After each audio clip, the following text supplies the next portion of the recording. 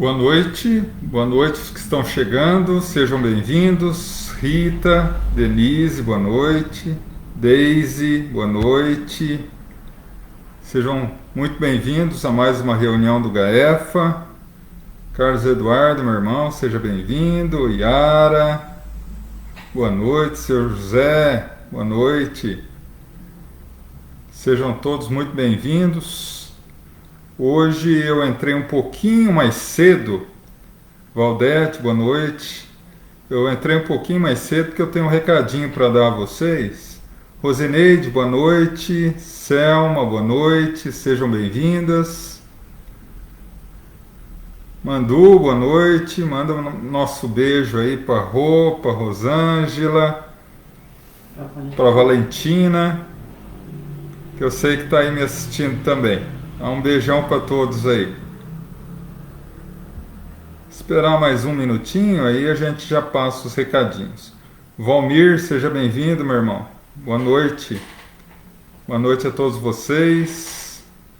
Como eu havia falado, entrei um pouquinho mais cedo hoje, que nós precisamos dar um recadinho antes da gente começar.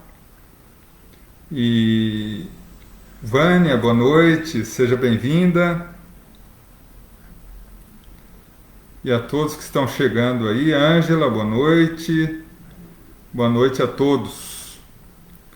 Possamos ter uma reunião muito abençoada.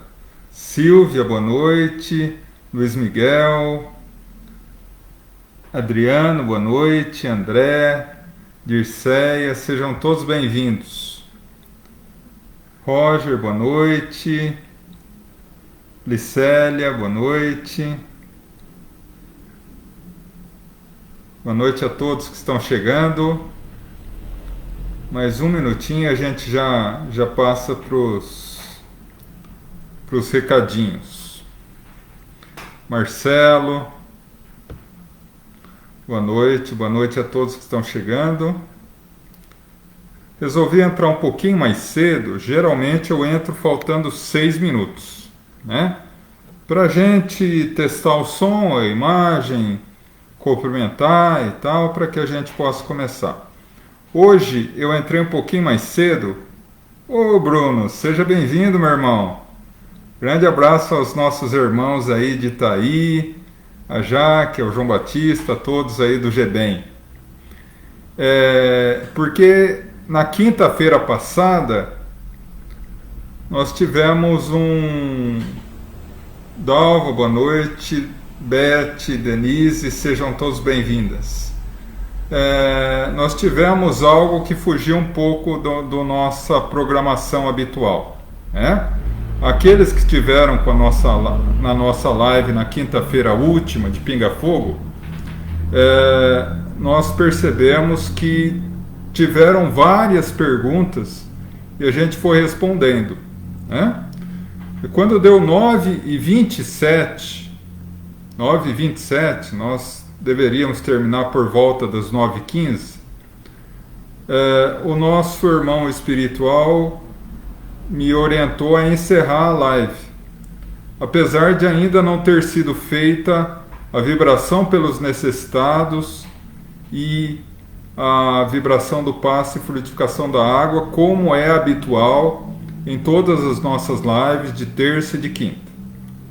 E aí eu também fiquei perplexo, né, diante dessa situação, e ele me passou que eles têm um horário em que eles dispõem do seu tempo para que estejam conosco, né? E na quinta-feira passada, por culpa minha, né, eu extrapolei esse tempo, porque depois de muitos anos em contato com a espiritualidade superior e a mediunidade, nós percebemos que tudo que nos vem de bom em relação à mediunidade é responsabilidade dos amigos espirituais. E todos os eventuais equívocos vêm por parte de mim, que sou médium, né? Então, devido à minha dificuldade, nós ultrapassamos o tempo. Então, quando entraram na página, eu não sei se vocês perceberam, eu já deixei ali para facilitar, um aviso da espiritualidade, tá? Eu, em orações, pedi maiores esclarecimentos, maiores explicações a esse respeito, e eles nos passaram que a reunião ela deve ser feita das 8 horas às 9h15, depois do qual eles têm um tempo de 15 minutos para se preparar e seguir para outras tarefas. Então ele nos orientou a que a reunião iniciasse às 8 horas com as questões. A partir daí, teremos o prazo até 8h45, 15 para as 9, para responder as questões que eventualmente sejam feitas. A partir daí, nós teremos 15 minutos até as 9 horas para terminar de responder as perguntas, eventualmente restantes. Deu 9 horas, eu parto para a vibração pelos necessitados e o passe. E encerramos às 9h15. Eventualmente, se às 9 horas faltar alguma questão a ser respondida, eu vou pegar e responder via Zap, se eu tiver o número da pessoa, ou através do Messenger, pelo Facebook, tá? Então fiquem tranquilos, nenhuma questão vai ficar sem resposta. Em relação à semana passada, quando encerramos a reunião, ficaram 3 questões sem resposta. Essas 3 questões, eu já tenho as 3 comigo, irei respondê-las via WhatsApp ou Messenger, tá? Então, as pessoas que fizeram as questões fiquem absolutamente tranquilas, tá? Essa explicação que eu estou dando está de forma mais resumida na publicação que eu fiz no GAEFA agora há pouco, antes de vocês entrarem, tá? Então, sendo assim, eu peço a compreensão de vocês para que a gente possa, 8h45, encerrar as questões, tá? E para que a gente possa estar respondendo o restante das perguntas até 9 horas.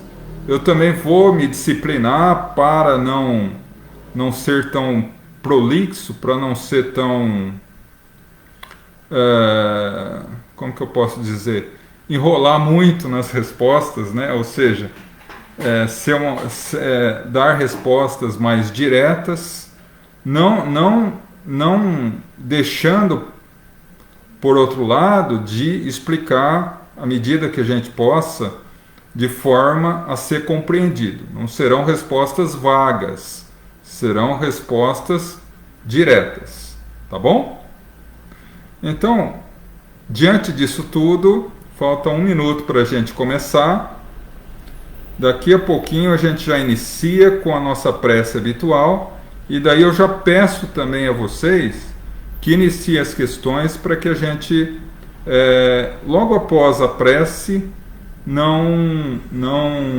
já comece a responder as questões, tá bom? Bom, enquanto eu estava explicando aqui, entraram vários companheiros aqui, deixaram mensagens de boa noite, sintam-se abraçados, bem como todos aqueles que entram aqui, nos assistem e não colocam os comentários. Sejam muito bem-vindos, que Deus ilumine e ampare a cada um de vocês por esse carinho de estar conosco, tá bom?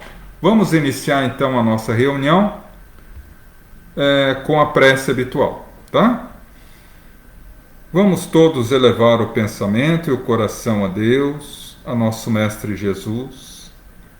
Vamos entrar em sintonia com os nossos amigos espirituais, para que ao longo de toda a nossa reunião eles nos possam conceder a paz, a harmonia, a bênção, a proteção, o auxílio necessário para as nossas necessidades íntimas, e ao sairmos daqui, possamos ser renovados e fortalecidos para continuar as nossas tarefas. Que assim seja, graças a Deus. Então vamos lá. Vamos iniciar.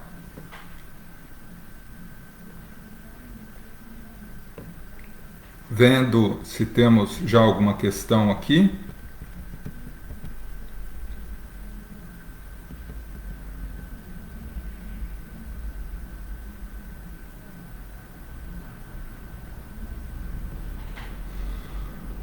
Beth, minha irmã, boa noite, obrigado pela questão. Sobre a história da Arca de Noé, qual parte a ciência comprovou como verdadeira? Na verdade, Beth, aí a gente precisa ter um certo cuidado, né? Um certo cuidado em analisar isso. A Bíblia, particularmente o Antigo Testamento, ela tem a linguagem do povo hebreu. E o povo hebreu, ele tem uma característica da língua, que é uma característica de um povo que naquela época 98% da população era analfabeta. Então aqueles que conseguiam ler e escrever eram muito poucos. Então a esmagadora maioria do conhecimento era passada através de fábulas, de lendas, de parábolas, que eram histórias fantasiosas com um fundo moral. Então, a grande maioria das histórias que a gente vê na Bíblia, no Antigo Testamento, são parábolas. São histórias que não existem, mas que trazem um fundo moral. Por exemplo, a Torre de Babel, o Éden, Adão e Eva, a expulsão do paraíso, né? A morte de Elias, que foi arrebatado com o corpo em tudo, com uma carruagem de fogo. E dentre elas há a lenda, a parábola de Noé, da arca, do dilúvio, né? O que em termos concretos hoje é impossível. Mesmo que chovesse, não 40 dias e 40 noites, mas 40 anos sem parar, seria impossível inundar a terra inteira, né? E mesmo chovesse 40 dias direto, poderia inundar uma pequena região, mas não ao ponto de ter o dilúvio como nós conhecemos hoje. Então isso também é uma alegoria bíblica que tem um fundamento moral por trás. A seleção dos bons e dos maus, né? Então, quando se leva ao pé da letra, a gente acaba cometendo equívocos graves, como até hoje se comete, né?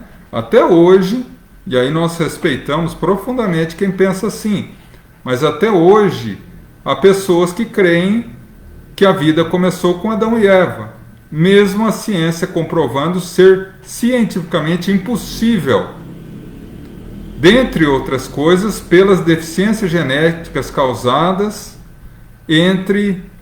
gestação entre familiares, né?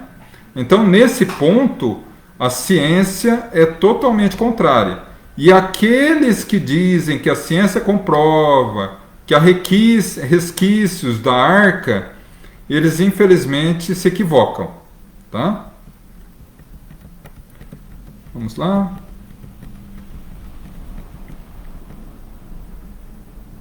Boa noite, Wanda, seja bem-vinda. Somos, Arlete, obrigado pela pergunta, minha irmã. Somos nós mesmos que criamos a maioria das nossas doenças? Não, Arlete, não é a maioria, são todas. Porque toda doença, ela é uma consequência de um desajuste espiritual. A doença nasce no espírito, na mente, que vaza essa doença ou reflete essa doença no perispírito.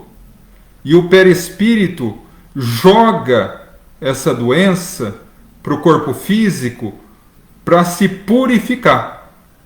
Então todo o processo de doença é uma purificação do perispírito. em linhas gerais, né? Então, por isso que nós precisamos ter um grande cuidado com a nossa integridade, não só física, mas mental, emocional, psicológica, né? No futuro, os médicos, para fazer um diagnóstico, não vão perguntar apenas altura, peso, se bebe, se fuma, se faz as atividades físicas, mas também na ficha de análise vai ter se você é rabugento, se você é uma pessoa boa, se você ora, se você não ora, se você é uma pessoa que perdoa, que guarda mágoa. Tudo isso vai fazer parte do diagnóstico. Por quê? Porque são situações que nós, na condição de espírito, geramos para a nossa vida, que acaba se transformando em doença. Tá? Então, todas as doenças têm sim a causa primária no desajuste do espírito imortal. Uma vez reajustado isso dentro de nós, a doença perde a sua função, porque ela é feita num desajuste. Uma vez ajustado, acaba o problema.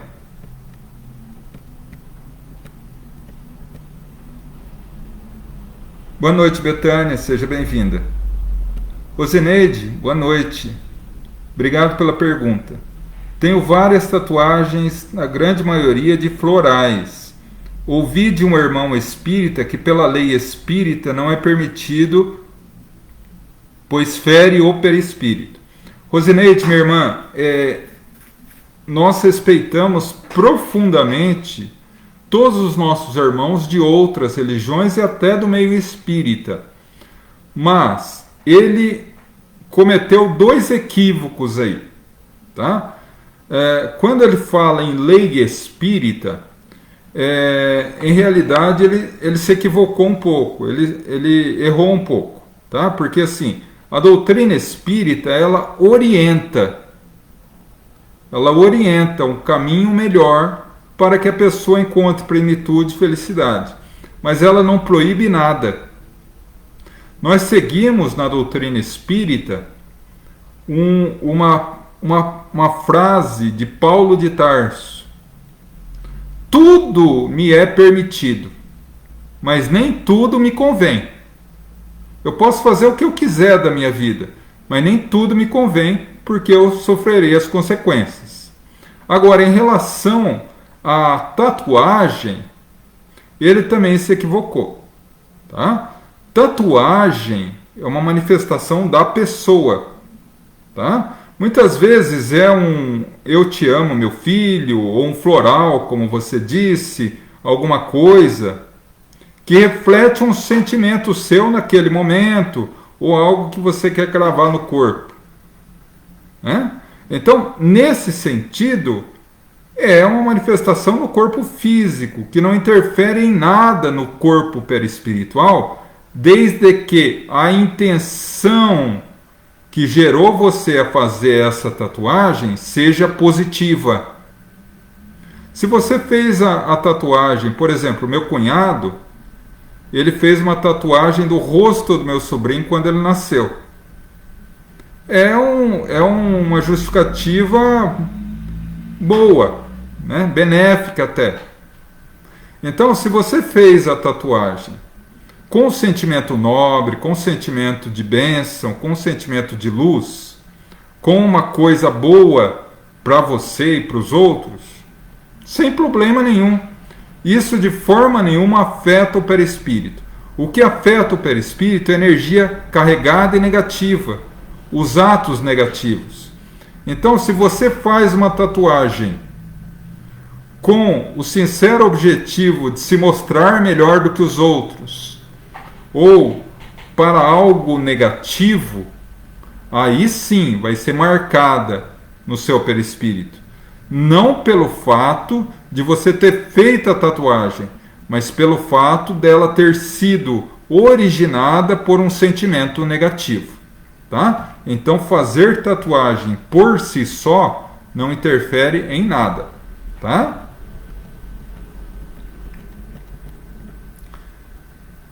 Licélia, boa noite, obrigado pela pergunta. Se até Jesus foi batizado, por que na doutrina espírita não é feito? Licélia do céu, eu falei sobre o batismo na terça-feira, Licélia. Vamos fazer o seguinte, eu vou dar uma resposta resumida aí, depois você dá uma olhada na minha live que a gente fez na terça-feira, e ali tem a explicação completa, tá? Jesus foi batizado porque era uma prática comum a João o Batista, na época, em Israel, batizar como um símbolo de compromisso de renovação. Tá? Então o batismo, ele simbolizava a purificação daqueles que se arrependem. E isso é uma prática instituída pelo próprio João, que a partir daí foi chamado o Batista, aquele que batiza. Jesus se batizou porque era uma prática que demonstrava às pessoas que aquela pessoa batizada, ela estava com compromisso sério de renovação ou de demonstração de mudança de vida. Então, mesmo Jesus sendo puro, purificado, ele se batizou nesse intuito. O segundo intuito foi demonstrar a João, o Batista, que foi escolhido por Jesus como seu precursor, ou seja, aquele que viria preparar o caminho a ele, que ele era o Messias. Tá? Então, é nesse sentido. Mas eu sei que eu fui bem sucinto, mas é porque está tudo muito bem explicado. Olha, bem explicadinho é orgulho meu. Mas enfim, está tudo muito explicado ali na live que eu fiz de terça-feira, tá? Tem tanto na página do Facebook quanto no canal do YouTube, tá? O HF Espírita. Depois você dá uma olhadinha lá, tá, minha irmã?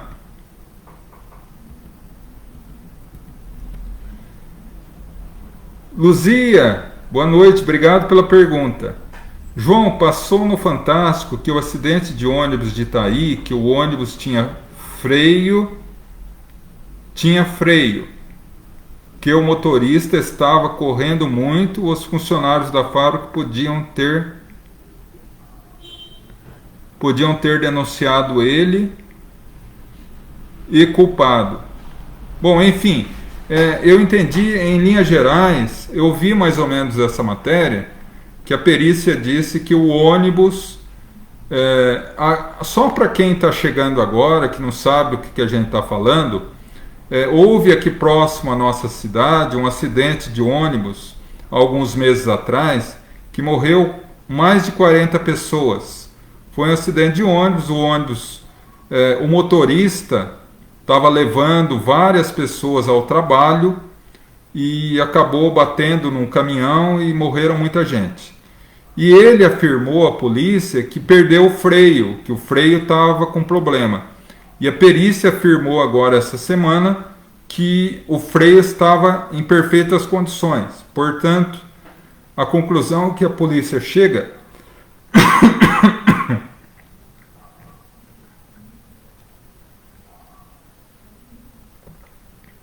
é que ele foi ultrapassar num local proibido e foi pego pelo caminhão. Então, nesse ponto, em ele sendo responsável pelo acidente, naturalmente que ele é responsável de forma indireta também pelo desencarne desses nossos irmãos. E terá, segundo a divina misericórdia de Deus, a oportunidade de se reabilitar diante desses nossos irmãos em equívoco. Né?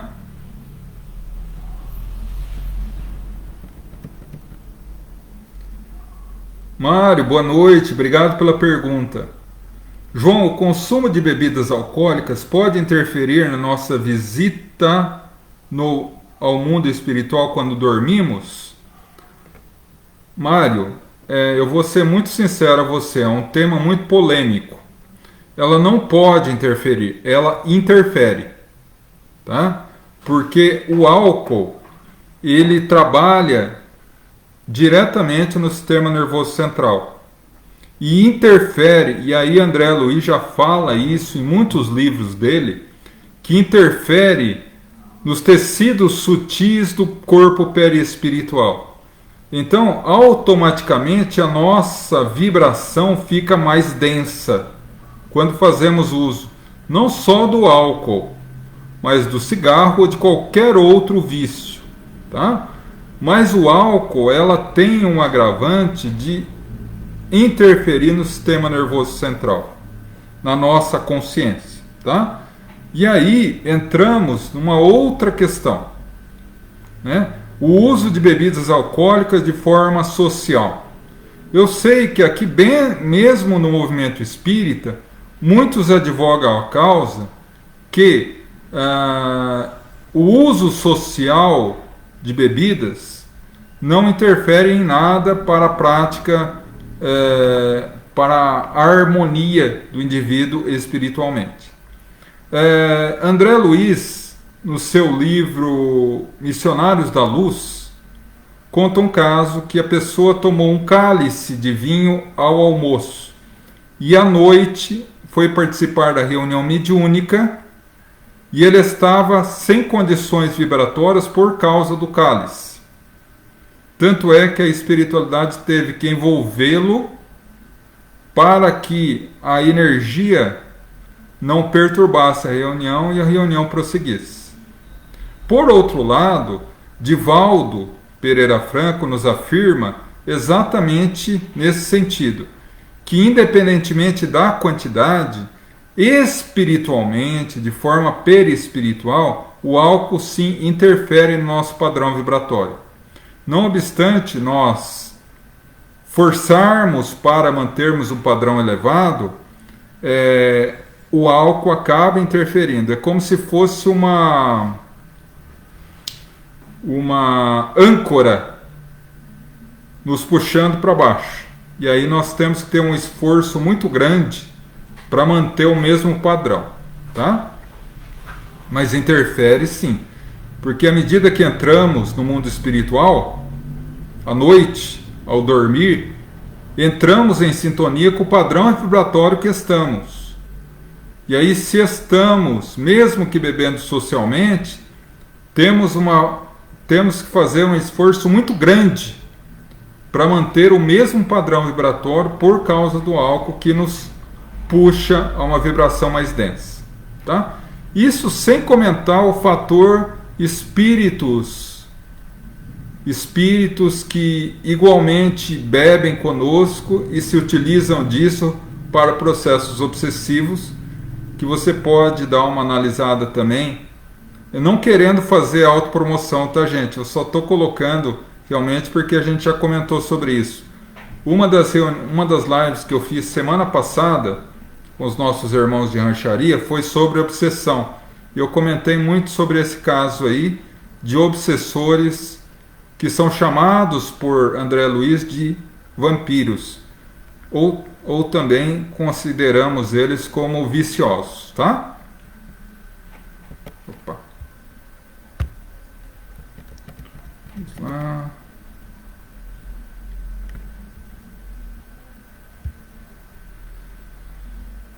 Paulo Silvana, obrigado pela pergunta. Na Suíça existe a lei da eutanásia. Assistimos um filme que uma médica inglesa, por ter tido a mesma doença terminal do esposo, a qual era muito dolorosa, ela optou ir à Suíça e escolher se suicidar com receita médica e tomar um barbitúrico, o qual tiraria sua vida por medo e também por não fazer os seus filhos sofrerem.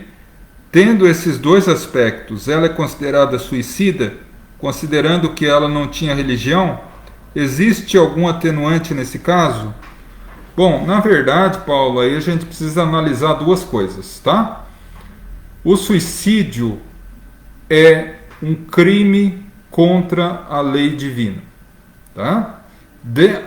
A primeira manifestação da lei divina que Deus concedeu aos homens foi os 10 mandamentos. E o 5º mandamento diz não matar. Não tem exceção. Então, matar sempre é um erro, sempre é um erro, sempre é um equívoco diante da consciência e da lei divina, tá? Ponto. Então, ela cometeu um erro diante da lei divina ao suicidar-se. Agora, lógico que a misericórdia divina concede atenuantes, porque aí vai depender de caso a caso. Como você colocou, não queria que os filhos sofressem, era uma doença terminal, não tinha uma religião ou não tinha um conhecimento de uma vida futura. Pode ser que seja materialista, que acreditasse que não existia mais nada. Então tudo isso é levado em conta no momento de receber o amparo da espiritualidade, tá?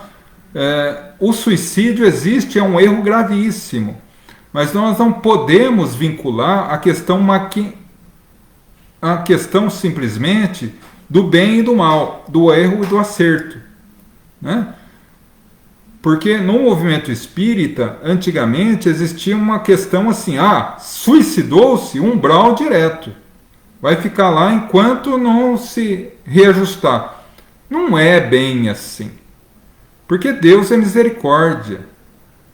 Então, há o fator arrependimento, há o fator atenuante, que vai determinar quando essa irmã abrirá portas mentais para ser ajudada. Os espíritos de luz estão sempre ajudando. Não é que eles só vão quando dão o prazo da pessoa, não. A pessoa se matou. Os amigos espirituais estão ao lado dela. Mas muitas vezes, quando se entra nessa condição no mundo espiritual, a pessoa se enclausura, a pessoa se aprisiona numa jaula de desespero e não abre acesso aos mentores ajudar. Quando ela abre esse acesso, ela é ajudada, tá?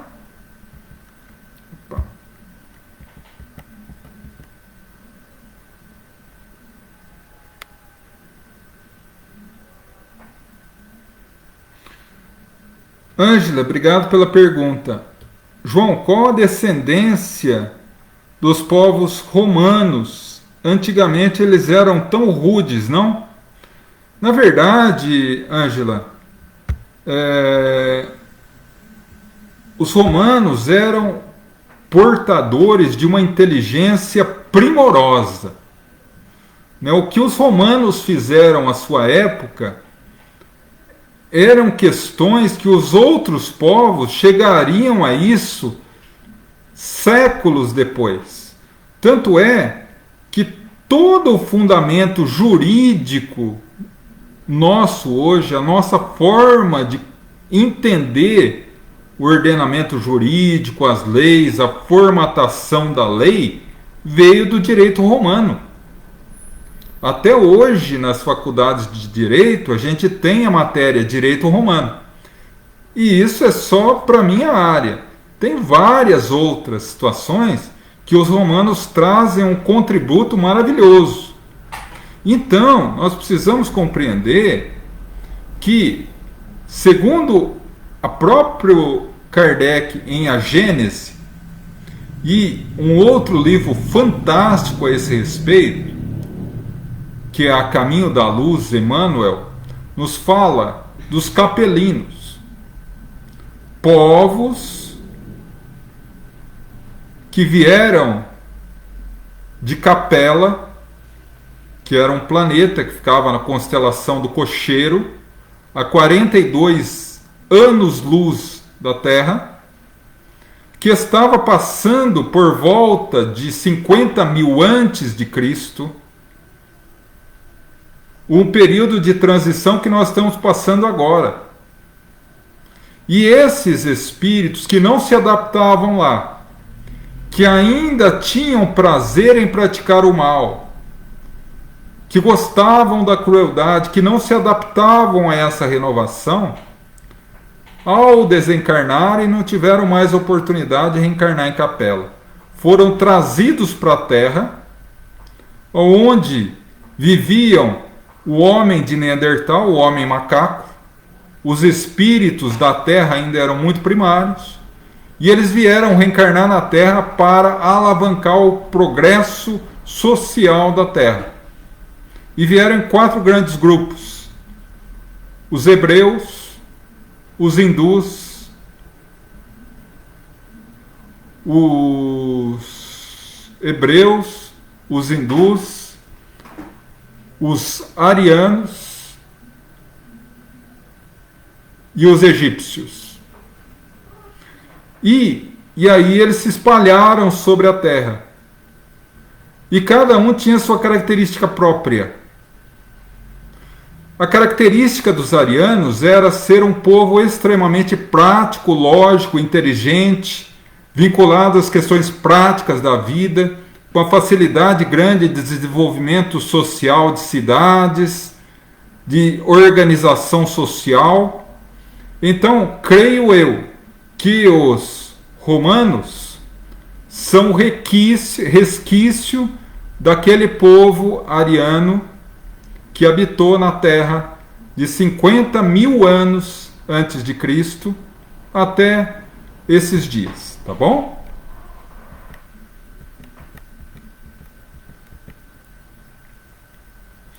Tiago, boa noite, obrigado pela pergunta. Como é o casamento na doutrina espírita? Na verdade, em linhas gerais, é muito semelhante, Tiago. Na verdade, a única diferença é que dentro da doutrina espírita não há sacramento e não há ritual, tá? Por exemplo, na Igreja Católica, um dos 7 sacramentos da Igreja Católica é o casamento, tá? Então é um sacramento. Na Igreja Evangélica é tido como ato religioso, um ato de entrega a Deus naquele momento. É um ato sagrado, casamento. Na doutrina espírita, nós não entendemos o casamento como um ritual ou como um sacramento.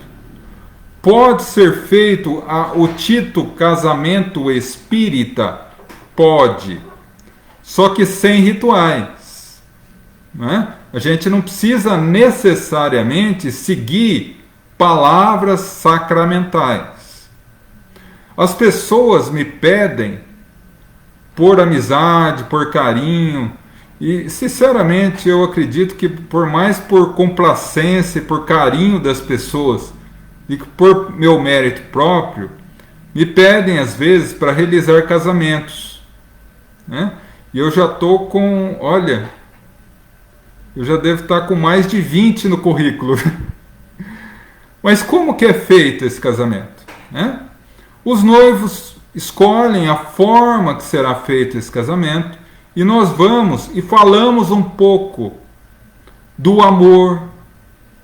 Não do amor nessa definição humana, mas do amor divino, do amor de 2 pessoas que resolvem comungar suas vidas, da responsabilidade que é o casamento, da vinda dos filhos, da celebração daquele amor conjugal que Jesus celebrou também nas bodas de Caná. E ali nós fazemos uma exortação sobre o amor. E de alguma forma selamos espiritualmente esse compromisso das 2 pessoas. Mas não é um ritual, não é um sacramento, tá? E é sim uma cerimônia diferenciada da cerimônia católica, da cerimônia evangélica, porque nós não temos palavras fixas, ou seja, nós não temos um texto padrão que é utilizado em todos os casamentos. Nós vamos falando à medida que temos aquela intuição emotiva, tá bom? Mas é válido, tá?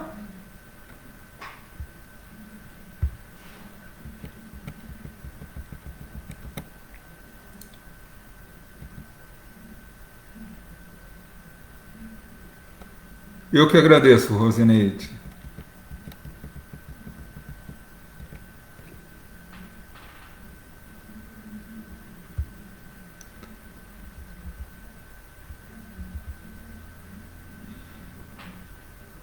Mara, boa noite, obrigado pela pergunta. Tire essa dúvida minha, se possível. Batizei uma criança na época da Igreja Católica Brasileira. Depois que os pais dessa criança casaram na Católica Apostólica Romana, batizaram novamente a criança com outro casal. Por estarmos em cidades diferentes hoje, não considero mais como afilhada, mas gostaria de saber por quê. Cada religião tem o seu batismo? Se acham serem os corretos? Hoje não acredito em nenhum. Hoje sou espírita. Mara, em realidade, eu convido você também, Mara, a dar uma olhadinha na nossa live de terça-feira, tá? Porque da mesma forma que eu fiz a outra questão, eu vou fazer um resumo rápido aqui, mas tá esclarecido ali a sua dúvida. Não é essa específica que eu vou esclarecer agora, mas em relação ao batismo na igreja, na igreja não, na doutrina espírita, tá? Mas enfim, assim, nós espíritas entendemos que o batismo não é um sacramento, como na Igreja Católica ou como no templo evangélico.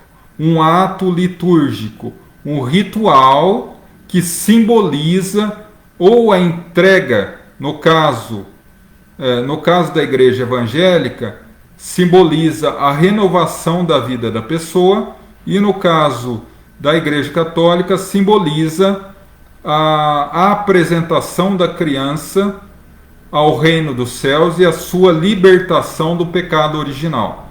Isso são as definições da Igreja Católica e da Igreja Evangélica, tá? Agora, no meio espírita, nós entendemos que o batismo não deve ser um ato litúrgico, deve ser um ato de sentimento, tá? Então, o fato de você ter uma criança como afilhado significa o conceito moral disso e não o conceito físico. Você me fala que a sua afilhada foi batizada novamente em outra igreja e que aí os pais optaram por você não morar na mesma cidade, de batizar com outro casal. Isso é uma questão física, tá? O importante é a questão emocional, espiritual. Como você se sente em relação a essa criança, tá? Porque assim, nós devemos entender que nós, à medida que temos carinho por uma criança, nós moralmente, emocionalmente, apadrinhamos ela à medida que auxiliamos ela de alguma forma, orientamos ela durante a vida, porque apadrinhar não é simplesmente, infelizmente hoje, se vinculou muito a essa questão, né? Os pais escolhem os padrinhos como uma amizade grande entre a família, sim, claro, mas assim com um conceito mais elástico do que deveria ser, né? Os padrinhos realmente deveriam zelar pela educação moral também, pelo auxílio moral dos afilhados. Então, pela impossibilidade de você fazer com a sua afilhada, que foi liturgicamente batizada por você, você pode ser madrinha de outras crianças, não necessariamente que tenham sido suas afilhadas na forma litúrgica que a Igreja Católica ou Evangélica prevê, mas emocionalmente.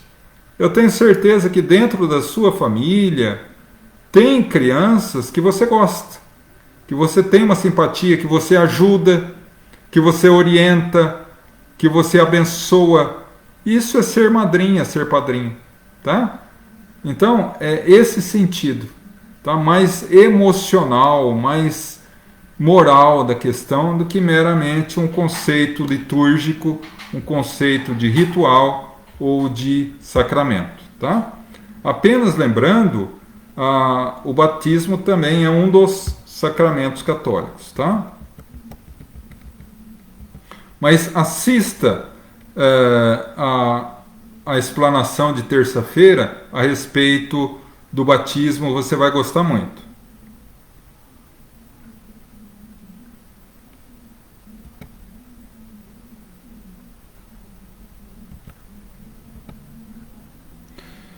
Luzia, obrigado pela pergunta. Quando um espírito diz que sofre, de que natureza é seu sofrimento? Kardec fala, e os espíritos sublimados falam no Livro dos Espíritos, que todo sofrimento do espírito é emocional e moral. O espírito não tem sofrimento físico. Quando um espírito se comunica na reunião mediúnica, falando que está com dor no braço, com dor na perna, com dor no coração, com dor de cabeça, ele não está com dor em nenhuma parte do corpo, porque ele já não tem corpo físico. Ele está tendo um reflexo da sua mente que está pensando como encarnado. Entende?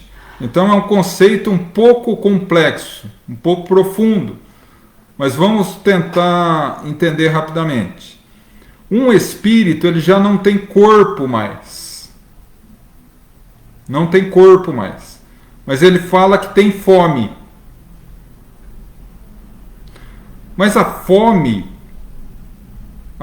é gerada pelo estômago vazio. Ele não tem mais corpo, ele não tem mais estômago. Então como que ele pode ter fome? Ele não tem fome, ele tem vontade de comer. Porque uma coisa é a fome, o organismo necessita de alimento. Outra é a vontade de comer. A cabeça, a mente nossa, nos dá a vontade de comer, mesmo estando sem fome. Então há uma questão mental, há uma questão física.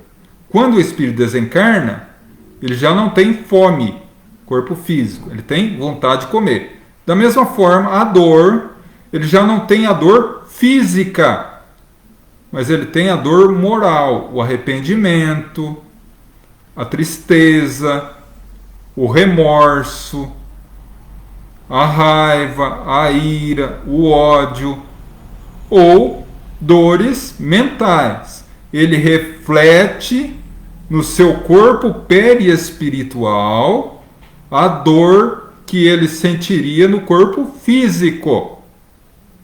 Mas ele não tem corpo físico. Mudando o padrão de pensamento dele, mental, ele deixa de ter dor. Mas aí depende também da condição do espírito. Quanto mais apegado à matéria, mais difícil esse processo de reajuste, tá? Vanice, boa noite. Já estava esperando a tua pergunta, viu, minha irmã? Muitas vezes na casa espírita em que eu trabalho, já se foi falado que o médium que toma um psicotrópico não pode aplicar passe, ou que você tem a falar sobre isso. Haja vista que existem muitos médiuns que fazem uso de muitos remédios, sendo humildes e caridosos. Obrigado. Vanice do céu, vamos ser absolutamente sinceros. Numa sociedade que hoje em dia, se as pessoas forem procurar médiuns que não tomam remédio psicotrópico, calmante, remédio para dormir, antidepressivo, não vai ter mais médium no mundo. Porque hoje é difícil você encontrar alguém que não tome algum tipo de remédio. Seja calmante, seja psicotrópico, seja ansiolítico, seja remédio antidepressivo, né? Então, nós não podemos levar assim a tão ferro e fogo dessa forma. Os remédios, vamos utilizar o exemplo da questão anterior, a bebida e os remédios, tá? A bebida e os remédios. A bebida, ela interfere no sistema nervoso central? Sim. Os remédios, de uma forma geral, psicotrópicos, também interferem no sistema nervoso central? Sim, os dois interferem. Qual a diferença? Que o remédio não interfere de forma indiscriminada. O álcool interfere de forma indiscriminada. O remédio, ele interfere de forma localizada. Ele sabe o que ele está fazendo. Ou seja, ele entra no organismo para ter uma função específica. O álcool não. Então, diante disso, uma pessoa que toma uma determinada medicação, uma vez que essa medicação seja prescrita pelo médico, ou seja, a pessoa tem a necessidade dessa medicação, e que ela não abuse da dose, porque o brasileiro, de uma forma geral, tem o costume de se automedicar. Né? Eu já ouvi muito isso. O médico dá o remédio, a gente que regula a dose. Né? Então, vamos supor que a pessoa necessita do remédio. O médico prescreve, mas ela toma o dobro da quantidade que necessita. Interfere de forma errada no sistema nervoso central, porque o remédio acaba fazendo o que ele teria que fazer e mais. Interfere em regiões que ele não deveria interferir, e aí atrapalha.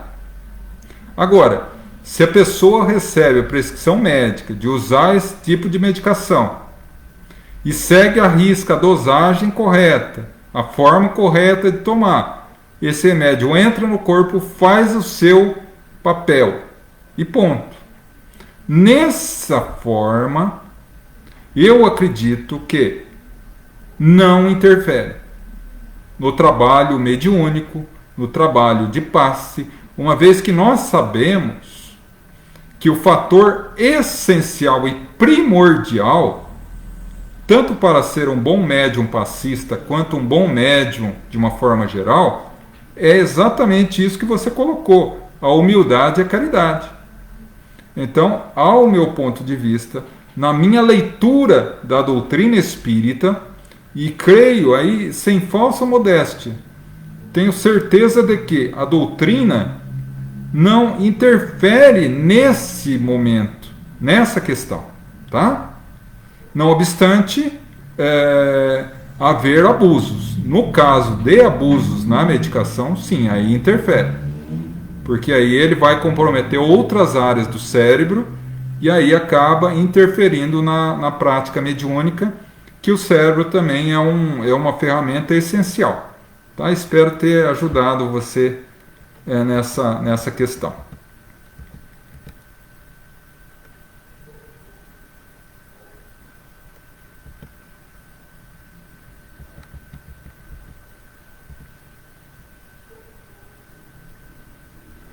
Betânia, boa noite, obrigado pela pergunta, Betânia.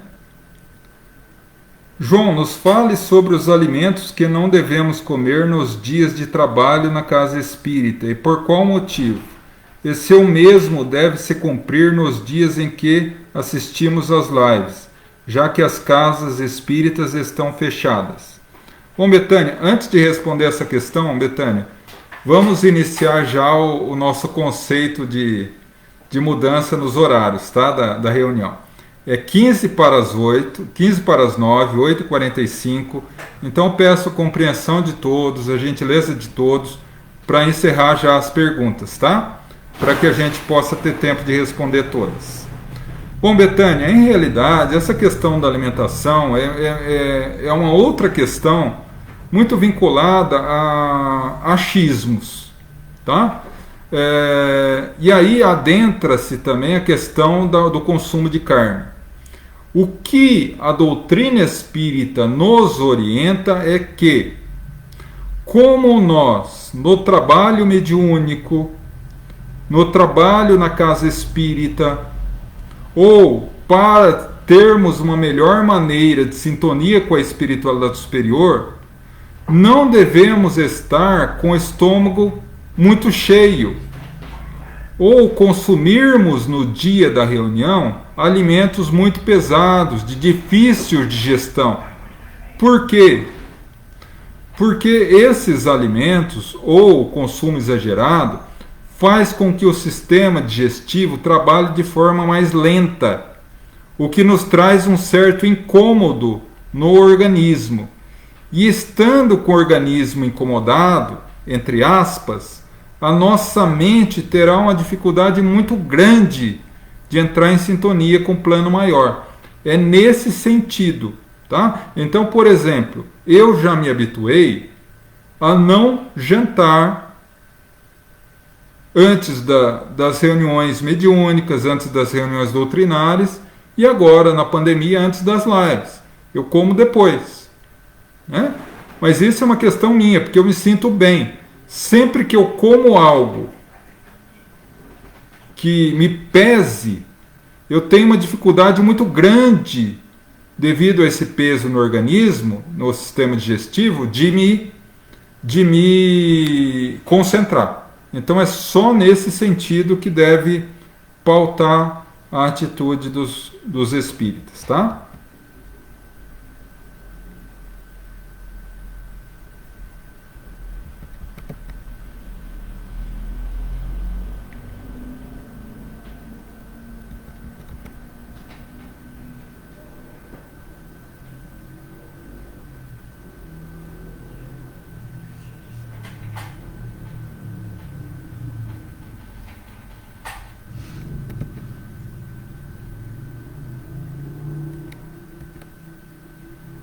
Bernadette, boa noite, minha irmã. Seja bem-vinda, obrigado pela pergunta. Você pode nos falar sobre a reencarnação de Emmanuel, o mentor de Chico Xavier? Olha, minha irmã, em relação à reencarnação, a gente tem que tomar muito cuidado, né? As únicas informações que nós sabemos a respeito de Emmanuel é aquilo que Chico nos orientou. 3 questões. Emmanuel reencarnou no interior do estado de São Paulo, no ano 2000, e a terceira revelação, e mais importante, será corintiano. Terceira é brincadeira, né? Porque eu não desejaria a Emmanuel a expiação que eu passo. Mas enfim, é só essas informações que a gente tem a respeito disso, tá?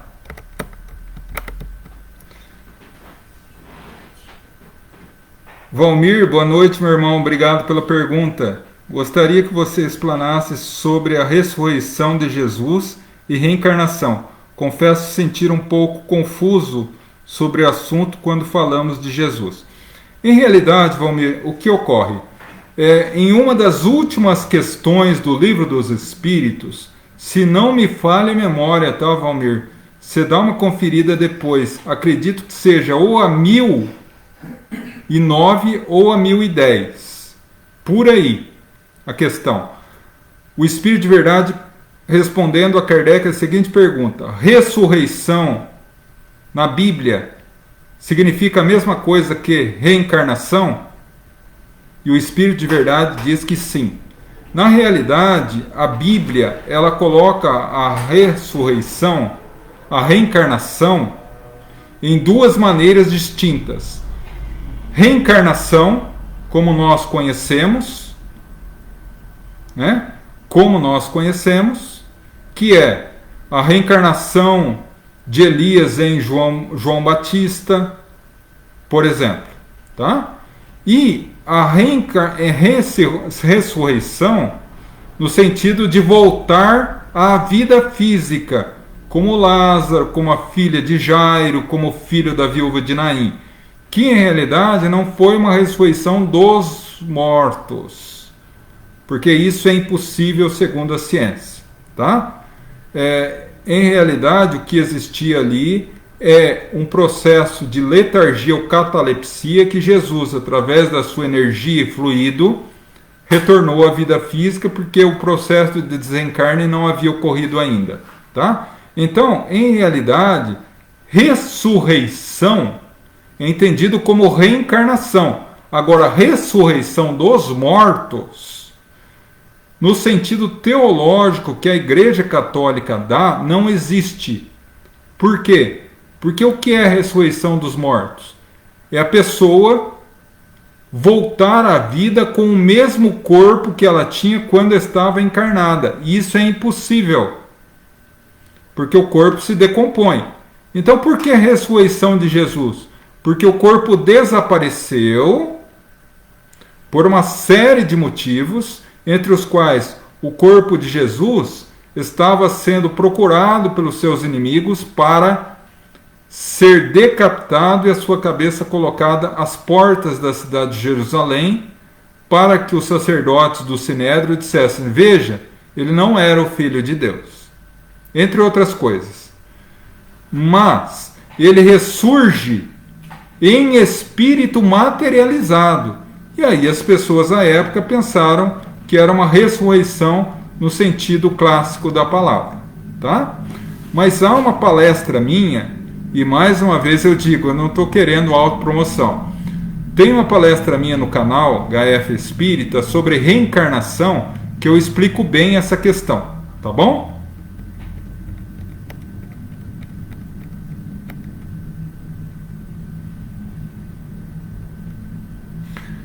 Exatamente, Mandu. O de vocês foi o primeiro casamento.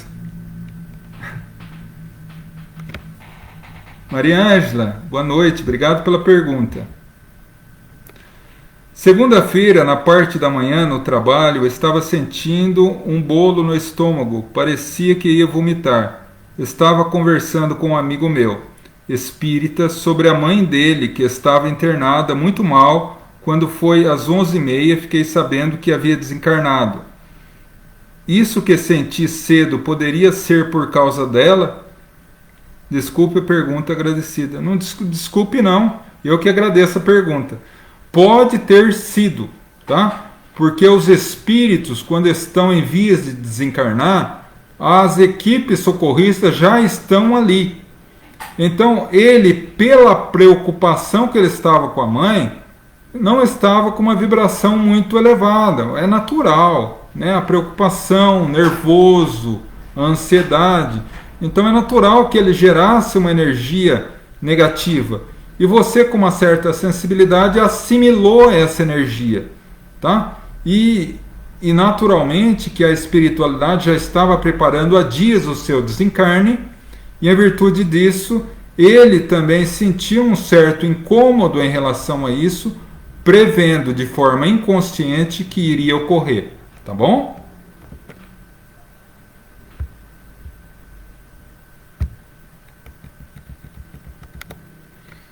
Quando se realiza o casamento espírita, existe a orientação espiritual em suas palavras também?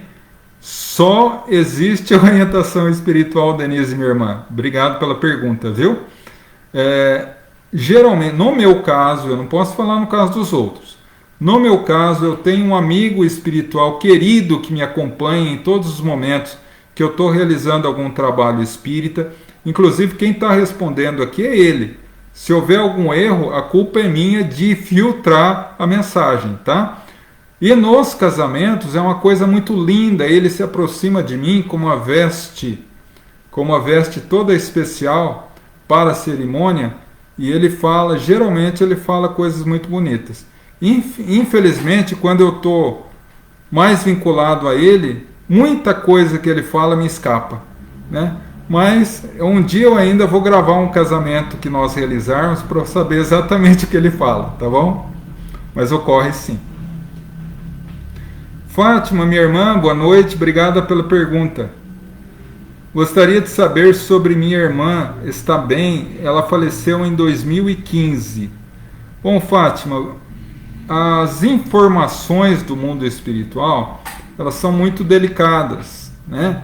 Mas o que nós podemos fazer é, entre no meu Facebook e mande para mim, no Messenger, o nome da sua irmã. Nós colocaremos o nome dela e o seu nas nossas orações e pediremos à espiritualidade superior passar a você mesmo, através de sonhos, informações sobre ela, tá?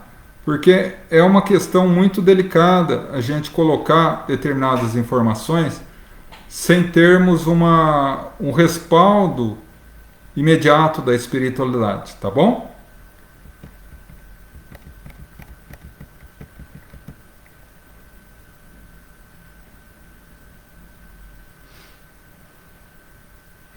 Então, Mara, nesse caso, em realidade, o apadrinhamento é mais moral do que físico, tá? Então, como ela considera a outra como madrinha, eu acredito que você se desvinculou emocionalmente desse compromisso, né?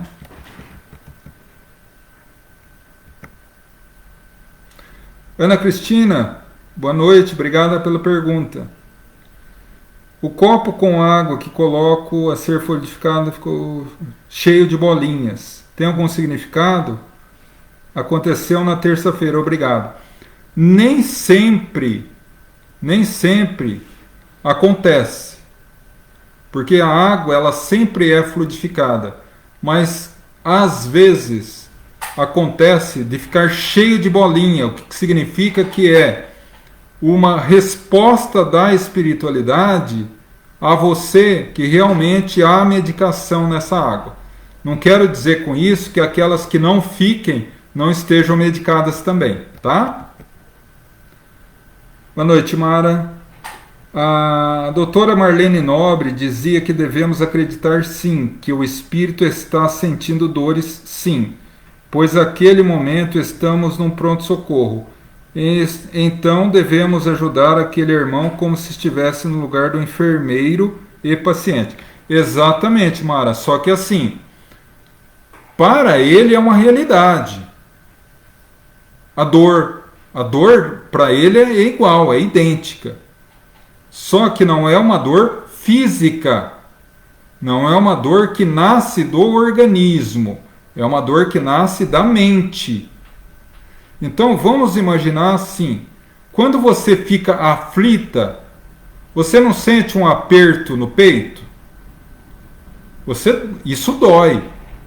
O aperto no peito de aflição dói. Essa dor é física? Não, é mental, é emocional. Mas dói do mesmo jeito. É a mesma coisa. Quando o espírito sente uma dor mental, para ele é a dor. E nos cabe, como você colocou, ajudar da melhor forma, tá? Lívia, minha irmã, boa noite.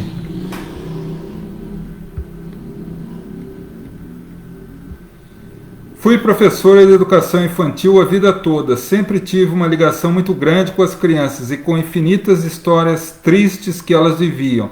Sei que minha profissão não foi mero acaso. Confesso que me senti angustiada por saber depois de um tempo daquelas crianças seguiram seu caminho e não poderiam mais ampará-las. Exatamente. Foram de alguma forma afilhados seus, né?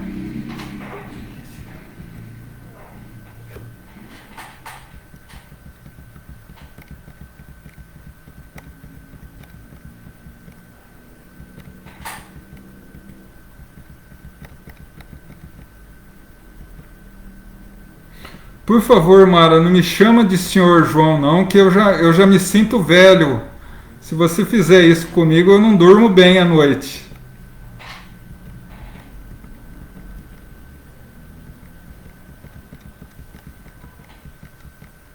Meus irmãos, pelo carinho imenso de vocês, por toda a compreensão e paciência que vocês têm comigo e com os nossos irmãos, encerraram as questões exatamente às 9 horas.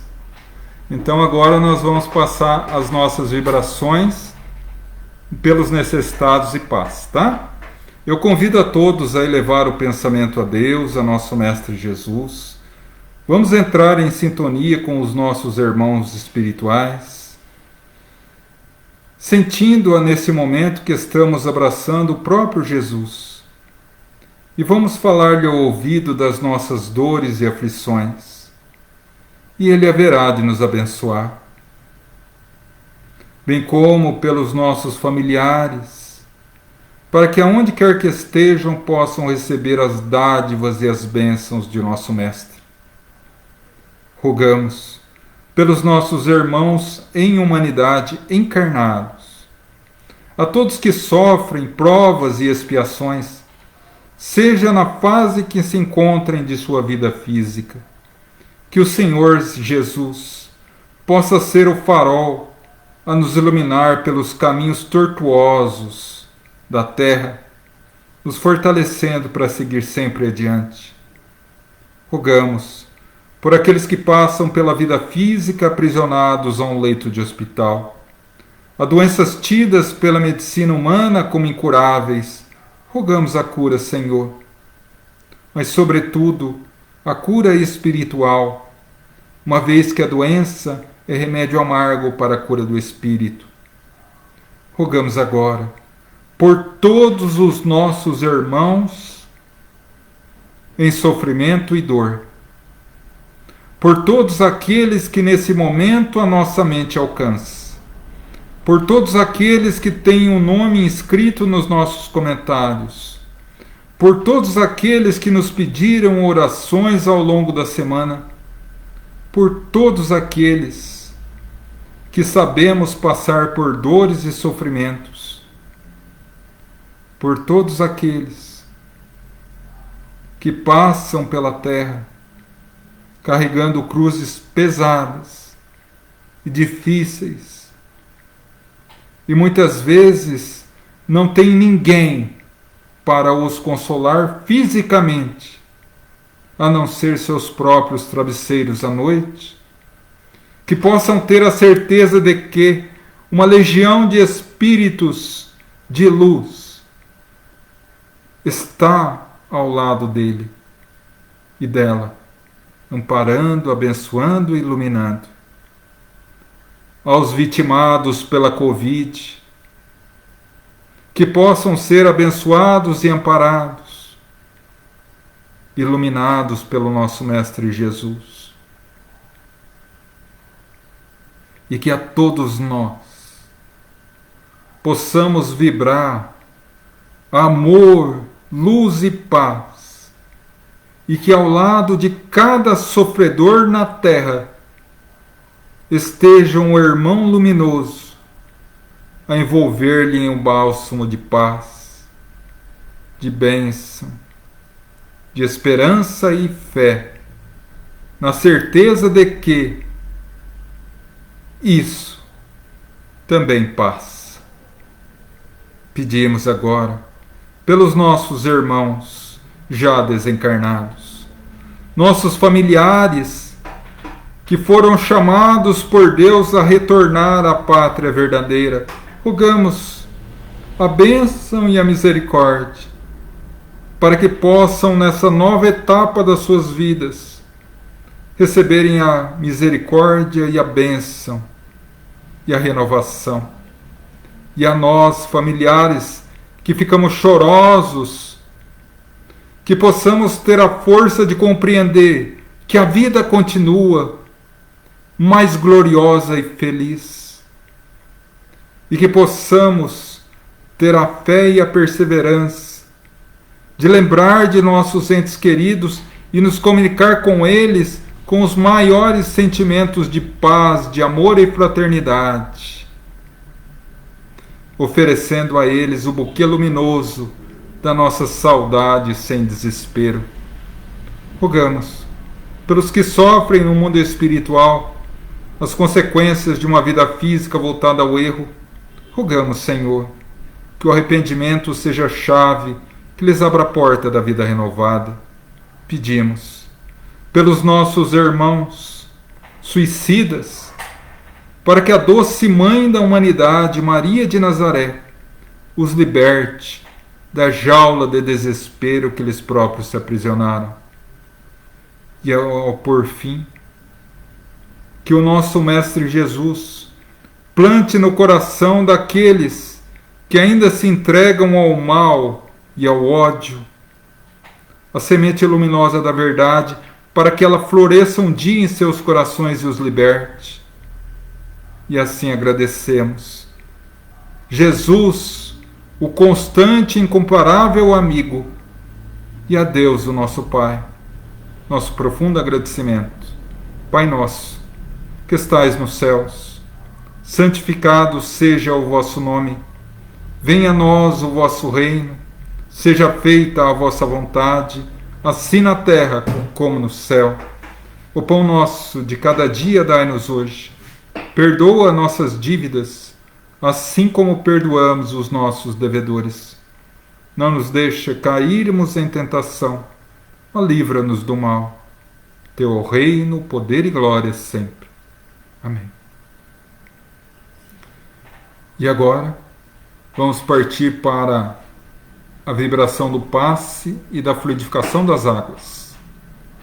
Eu peço a todos que fechem os olhos e que nesse momento deixem as suas mentes transportá-los para as praias tranquilas da Galileia. Carfanaum, diante de nós o mar da Galileia, sublime, o sol raiando e as luzes que caem no espelho d'água faíscam em milhares de focos de luz. A suave brisa acaricia a nossa face. E ao nosso lado, o querido amigo Jesus, que nesse momento nos envolve em um abraço carinhoso e começa a nos envolver em luz.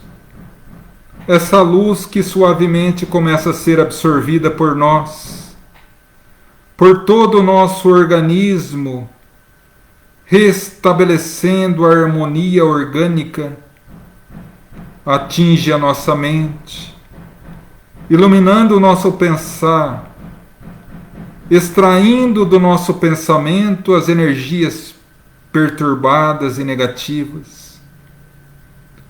E o nosso pensamento se vincula mais ao alto, até que atinge o nosso coração e a nossa alma.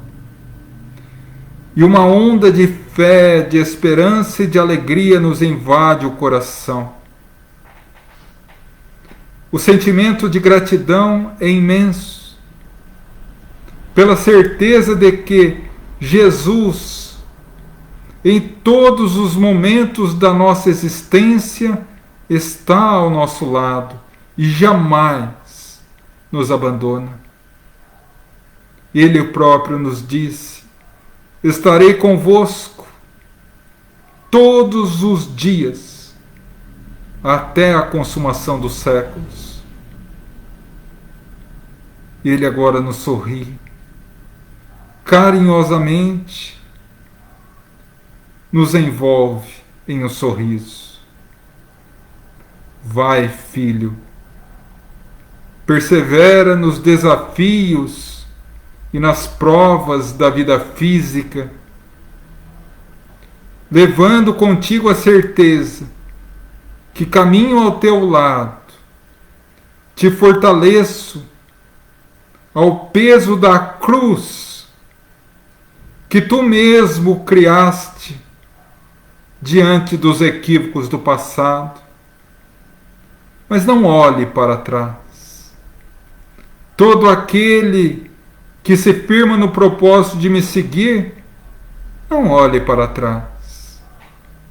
Siga adiante, filho, com a certeza de que a cada dia vencido, a cada desafio superado, você se torna mais forte, até que um dia chegará que estará renovado por completo e poderá encontrar as maravilhas e as bênçãos da total comunhão com nosso Pai Celestial. Vai, filho, e ama. E assim, lentamente retornamos à nossa condição mental normal, As águas já são medicamento específico para as nossas necessidades. O nosso lar já foi abençoado com a limpeza.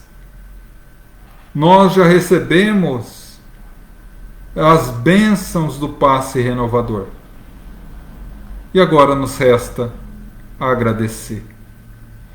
Agradecemos aos nossos mentores espirituais, que de forma tão amorosa dirigem os nossos caminhos na vida física.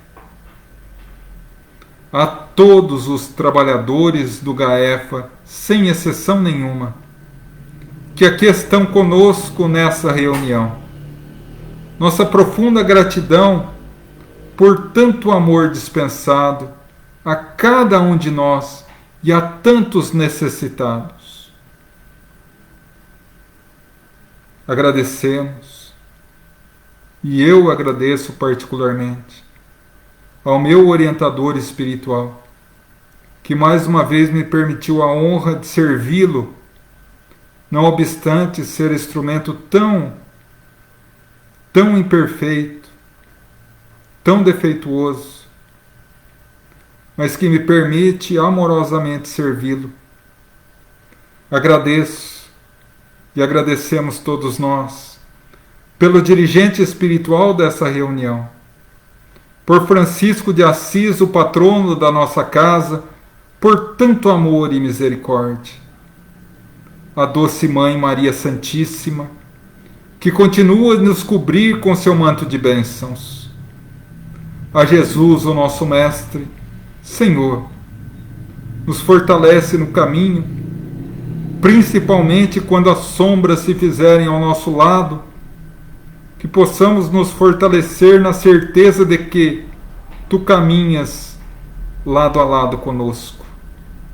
E a Deus, o nosso Pai, a quem humildemente entregamos aos pés mais essa tarefa, e rogamos, Pai, ilumina a nossa mente, fortalece o nosso propósito de renovação e envolve o nosso coração na certeza e na fé de que temos condições de vencer os desafios da vida, que, como nosso Mestre nos disse, vós sois deuses.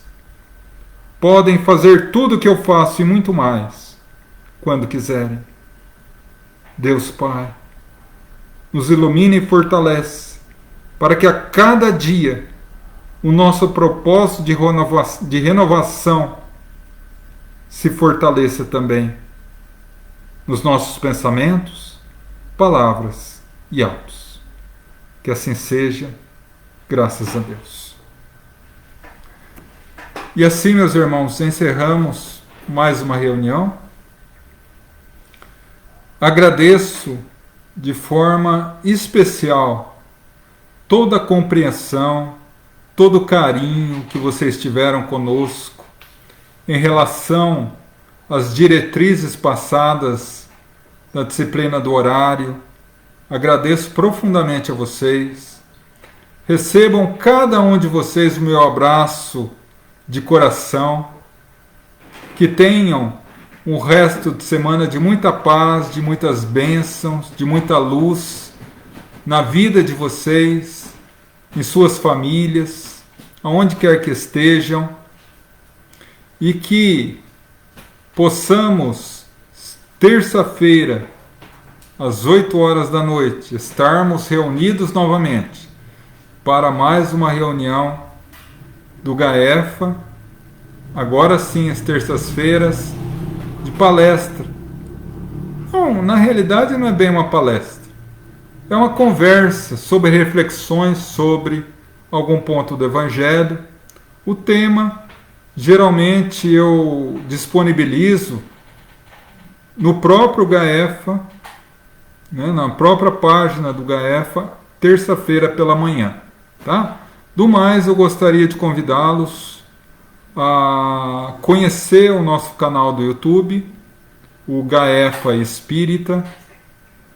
Essa reunião continuará na nossa página do Facebook, o Grupo de Assistência Espiritual Francis de Assis, e daqui a alguns momentos também estará lá no nosso canal do YouTube, o Gaefa Espírita. Ali estão todas as nossas reuniões, de quinta-feira do Pinga Fogo, de terça-feira de explanação do Evangelho. Assistam, e se for benéfico a vocês de alguma forma, eu peço que compartilhem essa publicação do Face, compartilhem os nossos vídeos do canal, não por uma satisfação pessoal, mas por uma necessidade de divulgação da doutrina. E se o canal auxiliou de alguma forma vocês, eu peço humildemente que se inscrevam no canal para que possamos aumentar o número de inscritos e aí eventualmente chegar ao nosso sonho de fazer uma publicação, um compartilhamento, aliás, uma live simultânea, Facebook e YouTube, tá bom? Do mais, meus irmãos, meu profundo afeto, carinho com todos vocês. Tenham uma noite de muita luz, muita paz e fiquem com Deus.